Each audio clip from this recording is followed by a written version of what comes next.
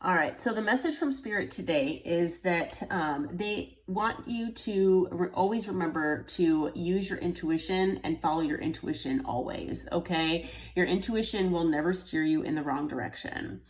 So you might have intuitively known about a certain connection with someone in your past. Maybe it's someone that you broke up with or blocked or have separated from, whatever the case may be. Or whatever, you resonate for your own situation.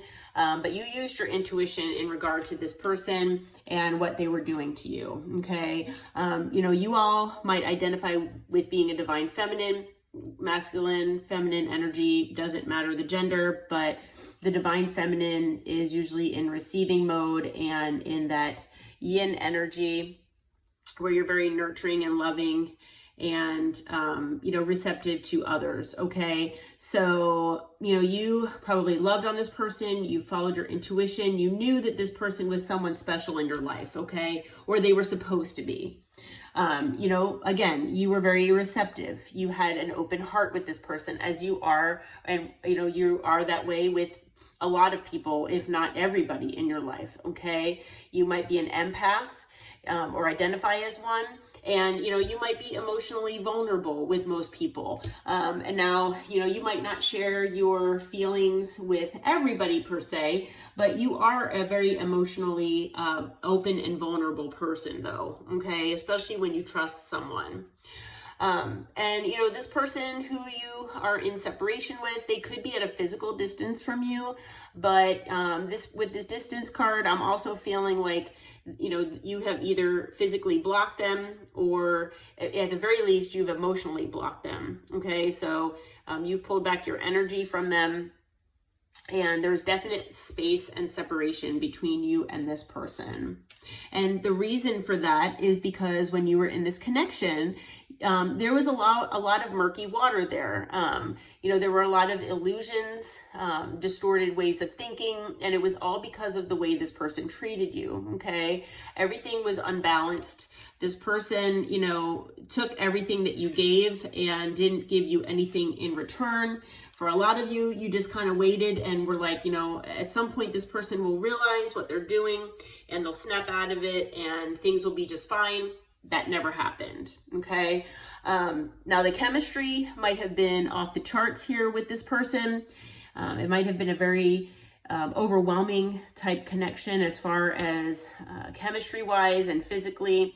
There might have been a lot of sexual energy, going back and forth between the two of you, but it was definitely, a non-committal type energy, at least on this other person's side. Okay. I'm hearing that you all were ready for a commitment, but this other person, they would make you feel that they were. However, things would be on and off, hot and cold, where one moment they seemed that they were open to commitment and then the next they were not.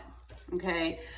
This caused a possible runner-chaser dynamic where, maybe you've never chased someone before, but because this connection was so intense and so, special in your eyes, because it was actually supposed to be special, you felt that, maybe part of you felt like you needed to, just kind of chase in your own way.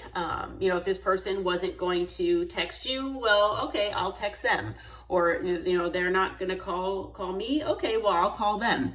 And this person saw that as chasing, and it validated some part of them that was wounded that, they actually need to heal. Okay. It's actually toxicity on their part that they caused this in this dynamic. Okay. You might have felt very rejected by this person. You might have felt abandoned, dismissed. They might have caused irrational fears within you. They might have put you in competition with others, possibly. And all of this could have been very shocking for you, okay? Because it caused a lot of turmoil and trouble in your life, brought a lot of drama, where I'm feeling like, you all really value your peace. You value your peace. You value, a peaceful lifestyle. You don't like drama. You're drama free. And this person just brought all of this drama and chaos into your life. Okay, so like I said, now there's separation here. You separated yourself from this person, and now this person wants to come back and confess things to you. Okay, they have been getting a lot of dreams regarding you and this connection, everything that they've done, the way they've treated you, and you know, they think of you constantly. And that is both their spirit team and yours that are getting on them, because, you know, they're not going to be able to get away with treating a divine feminine this way. Okay. So they want to message you.